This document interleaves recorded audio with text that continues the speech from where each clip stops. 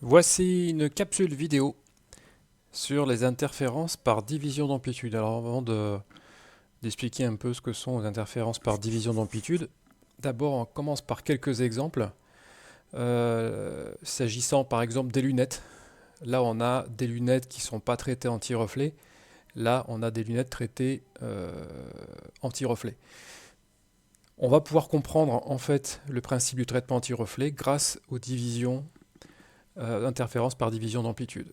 Même chose pour ici cet exemple-là, c'était un objectif d'appareil photo.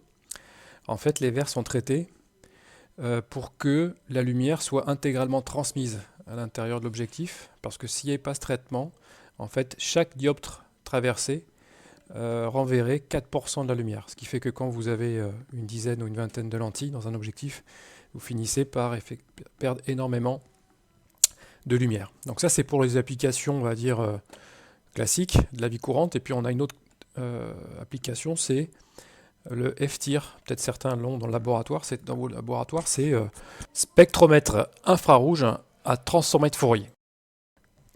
Donc on va commencer déjà par le Michelson, celui que vous avez déjà vu à plusieurs reprises en TP.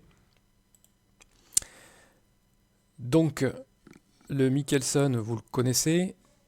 On a ici sur le haut un miroir fixe, dont on peut régler les inclinaisons avec les deux vis V6, V7, et un miroir mobile qui peut se déplacer grâce à la vis ici V3. Et la même chose, le miroir on peut régler l'orientation du miroir grâce aux vis V5 et V4. Donc en rouge, en fait, on a les faisceaux réfléchis à partir de la séparatrice. Donc je rappelle que la lumière arrive sur la séparatrice. Ensuite, il y a un faisceau qui est réfléchi vers le miroir M1 et qui est renvoyé vers le bas. Même chose pour le miroir M2, le faisceau traverse la séparatrice, ensuite est réfléchi sur M2 et à nouveau réfléchi sur la séparatrice et repart vers le bas. Donc l'idée, ça va être de déterminer la différence de chemin optique entre les faisceaux rouges et verts. Donc sur ce diapo-là, l'objectif est de comprendre pourquoi il y a une compensatrice. Donc à vous de regarder combien de fois le rayon traverse la séparatrice. D'abord celui qui va vers le miroir M1 à droite et celui qui va vers le miroir M2. D'accord ? Donc on regarde le nombre de traversées dans la séparatrice et après vous faites la même chose en rajoutant la compensatrice. Et vous allez vous apercevoir que le nombre de traversées est identique pour les rayons qui vont directement vers M1 ou qui vont vers M2. Comme on sait que la lumière va moins vite en fait dans les milieux, c'est-à-dire ici dans le vert, bien, le fait qu'il y ait autant de traversées, ça va permettre en fait d'annuler en fait la différence de marge qui est liée à la séparatrice.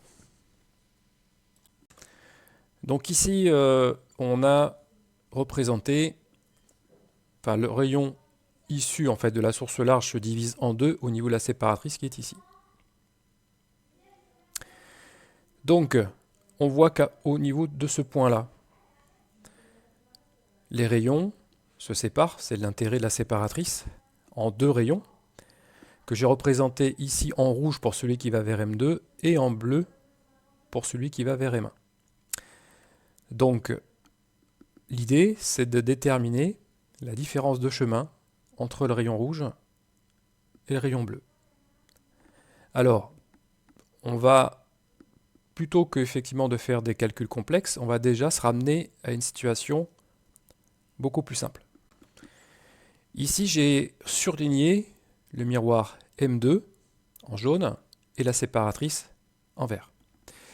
Et on a tracé, toujours en jaune, ce qu'on appelle l'image du miroir M2 par rapport à la séparatrice. Donc l'image par rapport à la séparatrice de M2, c'est le miroir fictif M'2. Tout ça pour un souci de simplification du calcul de la différence de marche.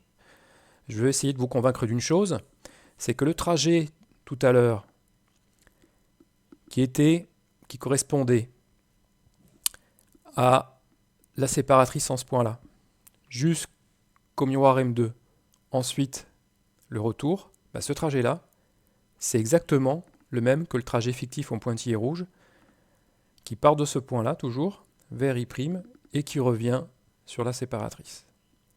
L'intérêt, c'est quoi ? C'est que si on veut finalement calculer la différence de marche, il faudra juste regarder finalement l'écart qu'il y a entre le miroir M1, le miroir réel, et le miroir fictif E'2. Donc c'est cet écart-là, voilà, qui est noté E ici, qui va être important dans le calcul de la différence de marche. Autrement dit, vous comprenez que si je descends ici le miroir réel M2, forcément le miroir fictif M2' va se rapprocher de M1, et si les deux miroirs sont confondus, c'est-à-dire que si E est égal à 0, et bien à ce moment-là, la différence de marche est nulle.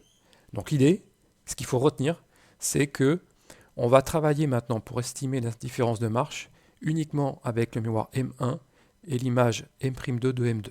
Donc finalement, notre interféromètre en fait est équivalent à ce qu'on appelle une lame d'air. Pourquoi une lame d'air? Parce que on imagine que ça c'est un miroir, M'2 est un autre miroir, et entre les deux, on a de l'air.